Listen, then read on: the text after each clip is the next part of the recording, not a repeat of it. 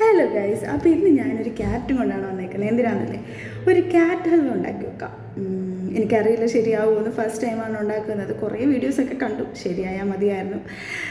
കപ്പലണ്ടി മിഠായി പോലെ പാളിപ്പോകാതിരുന്നാൽ മതിയായിരുന്നു. എന്തായാലും ഉണ്ടാക്കി. അപ്പോൾ അതിന് വേണ്ടിയിട്ട് ഈ ക്യാരറ്റ് നന്നായിട്ട് ഒരു ചോപ്പറിൽ വെച്ചിട്ട് നന്നായിട്ട് ചോപ്പ് ചെയ്തെടുക്കുന്നുണ്ട്. നല്ല തരിതരിയായിട്ട് എടുക്കുന്നുണ്ട്.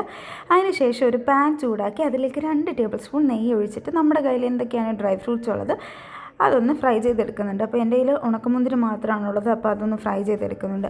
അപ്പോൾ ഈ ക്യാരറ്റ് ഹൽവ എന്ന് പറയുമ്പോഴേ എനിക്കും എൻ്റെ വീട്ടിൽ എൻ്റെ അച്ഛനും അമ്മയ്ക്കും അനിയത്തിക്കും ഞങ്ങൾക്ക് എല്ലാവർക്കും ഓർമ്മ വരുന്ന ഒരൊറ്റൊരാളാണ് എൻ്റെ ചേച്ചി. കാര്യം വർഷങ്ങൾക്ക് മുമ്പ് ഇവൾ ഒരു ക്യാരറ്റ് ഹൽവ ഞങ്ങൾക്ക് ഉണ്ടാക്കി തന്നിട്ടുണ്ടായിരുന്നു. അതിൻ്റെ ടേസ്റ്റ് ഇപ്പോഴും നാവിൻ തുമ്പത്തൊന്നും മാറിയിട്ടില്ല. അതുപോലെ അലമ്പൊരു ക്യാറ്റ് ഹൽവയായിരുന്നു കേട്ടോ. അപ്പോൾ അവളെ നമ്മളെപ്പോഴും അത് വെച്ച് കളിയാക്കുകയും ചെയ്യുന്നുണ്ട്. അപ്പോൾ ഇവൾ ഈ വീഡിയോ കാണുമ്പോഴേ എനിക്ക് നല്ല ഡോസ് തരാൻ സാധ്യതയുണ്ട്.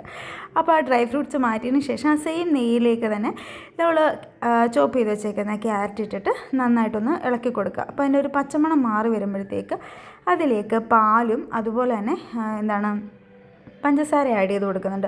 1/2 ഗ്ലാസ് പാലാണ് ആഡ് ചെയ്ത് കൊടുത്തത്.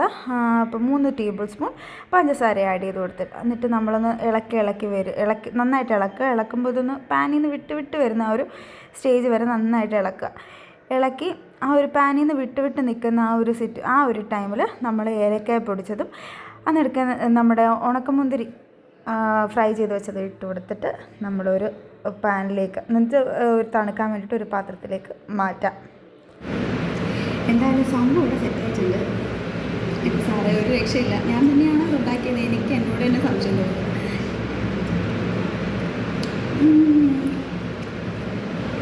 കണ്ടൻസ് മിൽക്കോ ഒന്നും ചേർത്തില്ല, എന്നിട്ട് പോലും ഭയങ്കര ടേസ്റ്റ്. എന്തായാലും നമ്മൾ മസ്റ്റ് ട്രൈ ചെയ്യാം. ഇത് കൊടുക്കാത്തതിൻ്റെ